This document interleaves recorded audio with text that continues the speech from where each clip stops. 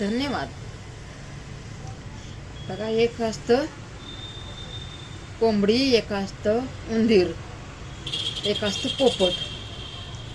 तर ते नाही का काम मिळून करतात सगळं काम. कोंबडी करती घरचा स्वयंपाक, पाणी आणि उंदीर मामा सगळं शेतामधलं काम करतो. उंदीर मामा.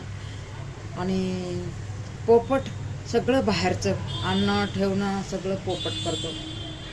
आणि ही आपली घरात बसून सगळ्यांचे स्वयंपाक करते. तर मग एक दिवस काय झालं, हे गेला फळं आणायला, पोपट गेला फळं आणायला. तर फळं काय त्याला बागेमध्ये भेटाना. तर त्याला वाटलं वरी आंबे आहेत का बघू. असं करून आंबे बघितले तर आंबे नाही दिसले. एक काळा कावळा दिसला. तर ते काळा कावळा म्हणतो, काय रे पोपट राजा, तू काय करतोस. ते म्हणतो, मी आंबे बघतोय. तर ते म्हणतो, तू सगळं काम घरचं करतो का रे. ते म्हणतो, हो घरचं काम मी सगळं अन्न ठेवणं सगळं मी काम करतो. तर कावळा म्हणतो, अरे तू काय नोकर आहेस का, सगळं काम तुझ्याकडून करून घेतात तुझे घरवाले. तर ते म्हणतो, हो खरंच आहे. रागाने निघून येतो, घरी येतो आणि तिला म्हणतो, कोंबडीला म्हणतो, ताई मी काय काम बिम करणार नाहीये, मी काय नोकर आहे का, मी घरचं स्वयंपाक पाणी करणार, तुम्ही बाहेरचं कामं करायचे. बरं म्हणली बाळा, कर बाहेरचं कर. मग गेला शेतामध्ये. हे लोक कोंबडी आणि उंदीर आणि शेतातलं काम करून आले. तर हेला म्हणले, तुझं झालं का स्वयंपाक पाणी करायचं, आम्हाला जेवायला दे. या पोपटाला बोलले. तर पोपटाचा हात भाजला, भाजी जळली, भाकरी जळल्या, चपाती जळली. पोपटाचं हात पण भाजला. असं पोपट रडायला लागला, कितीतरी रडायला लागला. तर मग म्हणते, काय झालं रे बाबा, तू का रडायला लागला. तर ते म्हणतो, बघ ना ताई, माझे हात पण भाजले, माझे भात पण जळला, भाजी पण जळली आणि चपात्या पण जळल्या. मला रागवणार नाही ना तू ताई. ती म्हणली, बाळा ज्याचे कामं त्यांनीच करायचं.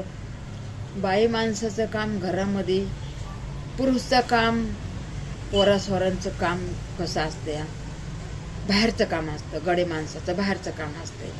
बाहेरचं काम तुम्ही करा, घरचं काम मी करते. तुला कोणी सांगितलं असं उलटं पालटं घरात येऊन लागला, मी नाही काम करणार, मी काय नोकर आहे का असं म्हणू लागला.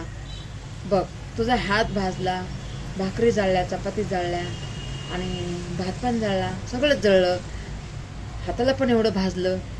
मग उंदीर गेला, मलम घेऊन आला, हाताला मलम लावायला हळूहळू. मग त्याच्या गळ्यामध्ये पडला. म्हणतो, बाहेरचे लोक घरे बिघडणारे असतात. बाहेरचे लोक घरं बिघडण्यासाठी घरच्यांना काय पण म्हणजे बनवत येतं, काय पण खोटं नाटं सांगतात. बाहेरच्याचं कधी नाही ऐकायचं काय. तर म्हणतो, हो दादा खरंच आहे ना, उंदीर दादा तुझं खरंच आहे, तू काय बोलतो ना खरंच आहे. आणि मी आता कधी कोणाचंच नाही ऐकणार, मी नाही का आता घरच्यांचंच ऐकणार. गेला धावत त्या आंब्याच्या झाडावर आणि म्हणला, का रे काळ्या कावळ्या, काळ्या उंदऱ्या कुत्र्या, मला तू उलटं पालटं सांगितलं, घरच्यांना मी उलटं पालटं बोललं, हां असं सांगशील का कधी. हे त्याचे नाही का कावळ्याचे पकड लागलं उपसायला. ते म्हणतं, दादा मी चुकलो, मी तुझ्यावर लय जळत होतो म्हणून मी तुला उलटं पालटं काहीतरी सांगितलं. बघा असं असते, कुणाचंही काही ऐकायचं नाही. आपले घरवाले सांगतात ना त्यांचंच ऐकायचं बरं का. आपली गोष्ट संपली.